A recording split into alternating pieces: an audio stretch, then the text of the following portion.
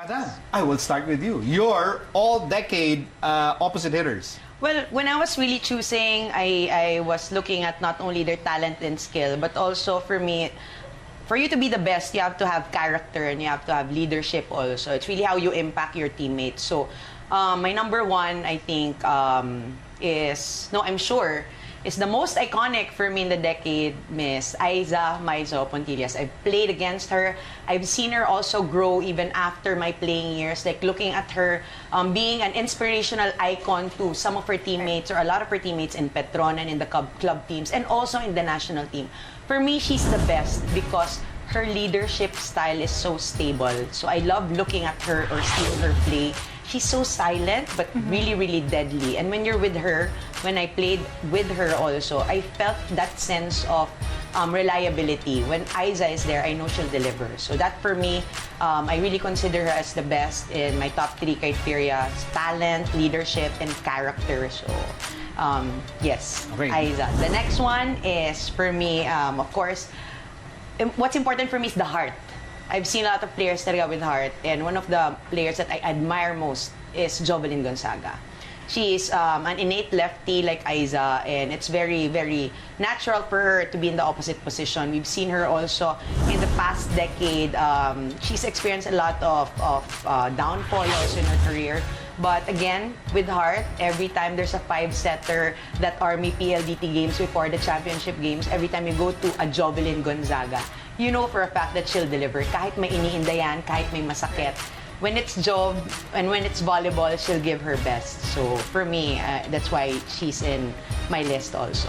The next one is a young one, Tolentino. I love how she has grown also, and I love also how she has made her college years in Ateneo the best years. And she's gonna make a comeback also, and that for me is important because like Jove, she suffered a lot of injuries also in the past, and resiliency is most important for me as a player. And having seen Kat also grow and develop and become one of the best in her position is quite lovely to see as well. My next one is Michele Gumabao. When I talk about character and leadership, it's really Michele on top of my list. When you're with her, you really want to fight. It's as if you're in a battle and you're with your best general beside you. She will never give up.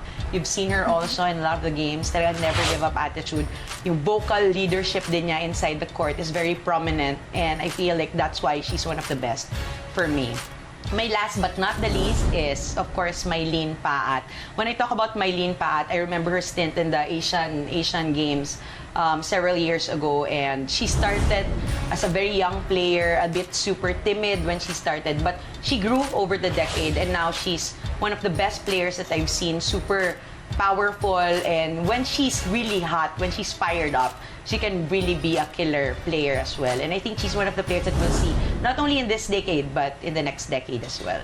Excellent, excellent list. Then let's meet your all-decade players. Actually, Ate Chan, I have a similar list, but let's go over mine first.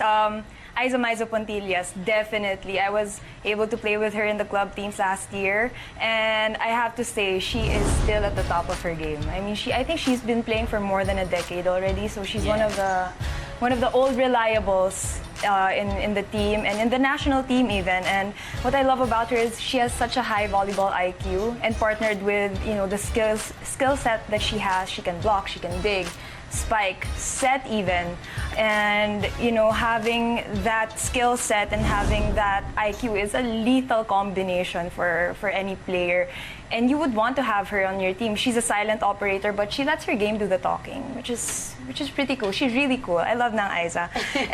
And although she may be I think she's the oldest opposite hitter active right now, she still can give her younger counterparts a run for their money.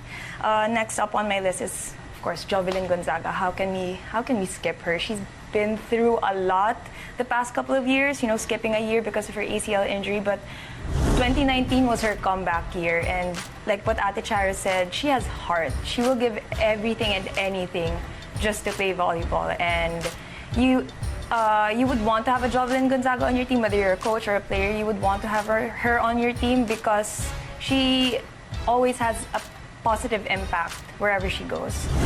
Next one, a good friend of ours, Michele Gumabao.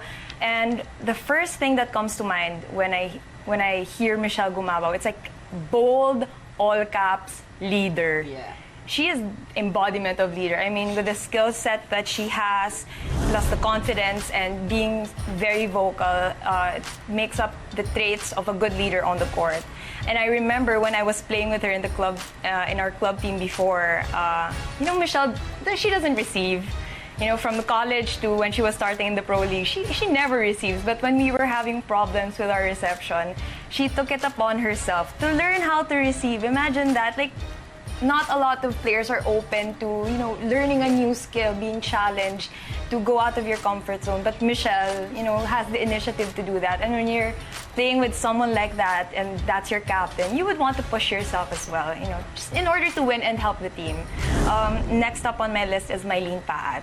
Obviously, another mainstay in the national team who has blossomed over the years. And I'm happy that she found her position as a utility player, because she has moved from being the middle hitter to an open hitter, but we can see how well she does as a opposite hitter. She can block, she can defend. She's been showing to be a dependable passer and defender as well on the floor.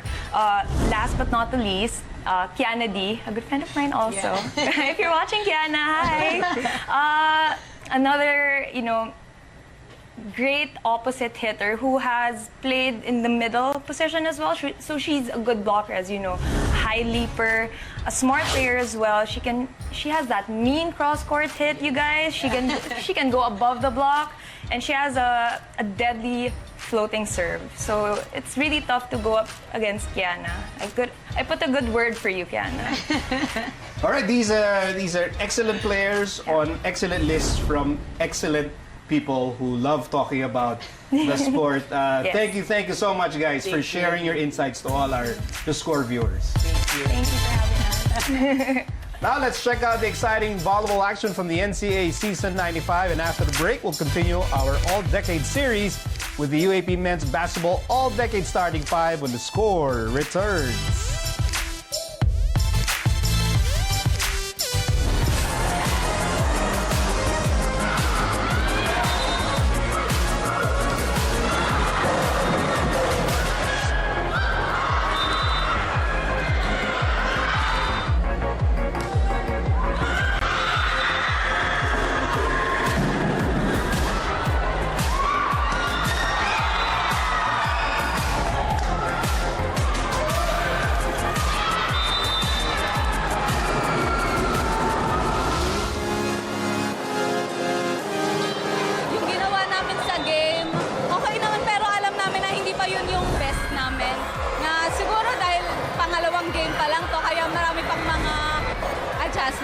Pinaganuhan po namin yung coverage namin kasi tsaka yung serve, yung nervous receive namin kasi sobrang yung first game po namin kulang kami doon kaya nung sa training po namin yun yung po talagang pinaganuhan namin.